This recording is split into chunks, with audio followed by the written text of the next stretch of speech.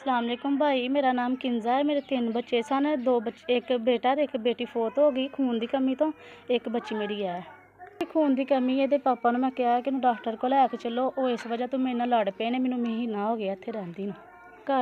करदे सन ठीक है, मारदे कुटदे सन, दवाई दा कहनी सा दवाई नहीं सी लैके देंदे। मैं महीना हो गया अपनी भैन दे घर बैठी हाँ, उन्हें पता नहीं लिया। अफीम लब्भे, शराब लब्भे, पाउडर लब्भे, जो लब्भे खाई जांदा, पर बच्चों का पता नहीं लैंदा। 6 महीने एक नूं हो गए फोत होए नूं, साल एक नूं हो गया भी बच्ची बीमार है। भाई वो बीमार सन ना, उन्होंने वारी भी आंदा सी, मैं कहनी सी दवाई लिया के दे, आंदा सी वो भी मर जाए तो तू भी मर जे। बीमारी की वजह तो मतलब कि यह हाल है मूँह का।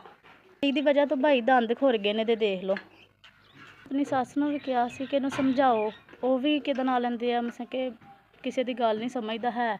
ठीक है, मार कुटाई उंज ही रखदा है, तो उन्होंने भी समझाते हैं पर समझदा ही नहीं है। तो मतलब मैं अपना महीना हो गया अपनी भैन घर आके बैठी हाँ। मेरा बहनोई है, वो भी माड़ा है, ठीक है, मजदूरी करदा है। मैं अपने आप में बहुत ही ना शर्मिंदगी महसूस समझनी इस चीज़ में।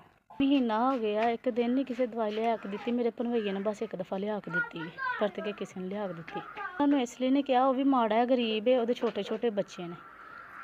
बोतल भैया ने खून दियाँ लवा चुकियां, 2 डॉक्टरों ने कहा बोतल होर लगनियां ने। बाजारी बोतल होंदी 2000 की लगती है, इन 2 लगनियां ने।